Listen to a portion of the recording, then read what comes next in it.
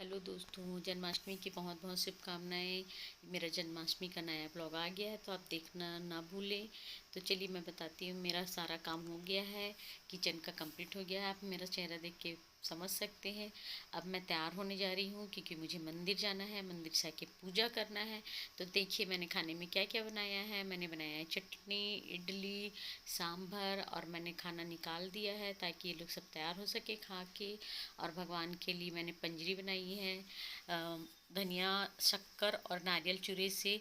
और साथ में बनाया है पंचामृत जिसमें मैंने डाला है बादाम और मखाना। ये कान्हा जी का झूला है जो मैंने तैयार कर दिया है क्योंकि मंदिर से आके मैं पूजा करूँगी। ये तुलसी का चौरा है जहाँ मैंने रंगोली सजा दी है। ये कान्हा जी की टोकरी है, कान्हा जी के वस्त्र, कान्हा जी और उनके टॉवेल सब कुछ हमने रख दिया है। ये कान्हा जी को पोंछने के लिए टॉवेल है। ये कान्हा जी का बेड है और ये हमारी पूजा की थाली है जिसमें मैंने फूल, पान, नारियल, अगरबत्ती और सारा कुछ रखा हुआ है।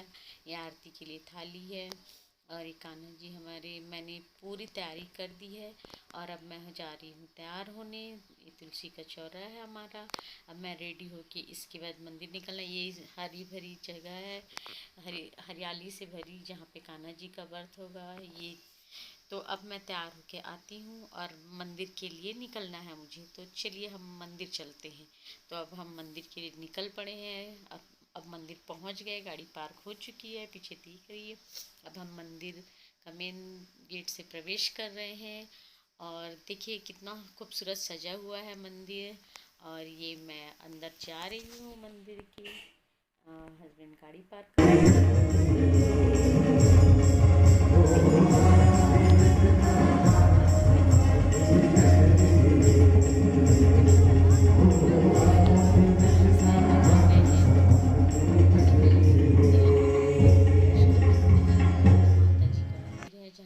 दर्शन के लिए गई।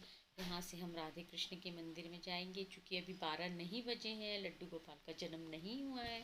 तो सभी लोग राधा कृष्ण के मंदिर पे ही जाकर पूजा कर रहे हैं। जो भी प्रसाद वगैरह है सब हमने वहीं चढ़ाया है, दर्शन कर लिया।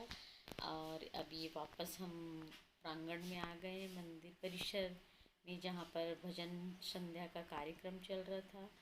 बाहर से भजन मंडली आई हुई थी, बहुत अच्छा भजन गाते हैं, लेकिन वॉइस ओवर करने के कारण मैं उनका भजन आपको नहीं सुना पा रही हूँ। और ये भजन मंडली है, भजन संध्या का कार्यक्रम है और हमने भी भजन का आनंद लिया भजन के। तो अब हम भी मंदिर में भजन सुनने बैठ गए थे। मेरी कुछ फ्रेंड्स मिल गई थी तो उनके साथ हम बैठे हुए थे और हम सब लोग भजन सुन रहे थे।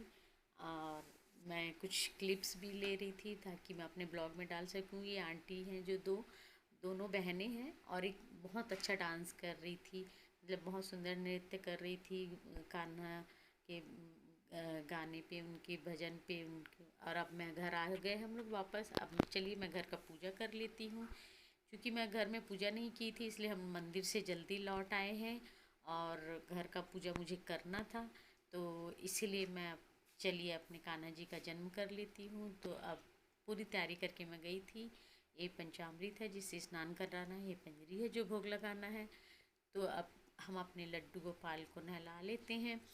एक्चुअली मैंने खीरा लाना भूल गए थे मेरे हस्बैंड, तो व्रत नहीं किया और सीधे कान्हा जी को स्नान कराया।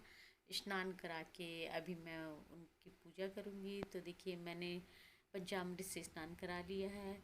अब उन्हें शुद्ध जल से स्नान कराना है, साफ सुथरा करना है। तो मैं उन्हें शुद्ध जल से स्नान करा के पोंछ रही हूँ। अब देखिए कपड़े पहन के रेडी हो गए हैं हमारे कान्हा जी। और अब हम कान्हा जी की सेवा करेंगे, मतलब कान्हा जी को फूल, तुलसी, सिंदूर, कुमकुम, बंदन, चंदन, धूप, दीप से उनका स्वागत करेंगे लड्डू गोपाल जी का। तो अब हमारे लड्डू गोपाल जी के लिए हमने तुलसी सजाया, तुलसी से उन्हें सजा रहे हैं। उन पे तुलसी, उसके बाद पुष्प, और उसके बाद हम उन पे धूप दिखाएंगे उन्हें, उन पे चंदन बंदन लगाएंगे, धूप दिखाएंगे उन्हें।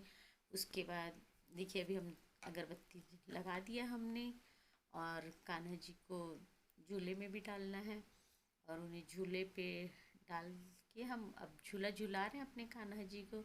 अब कान्हा जी को झूला झुलाने के बाद उन्हें भोग लगाएंगे माखन मिश्री से युक्त पंचामृत और पंजरी का।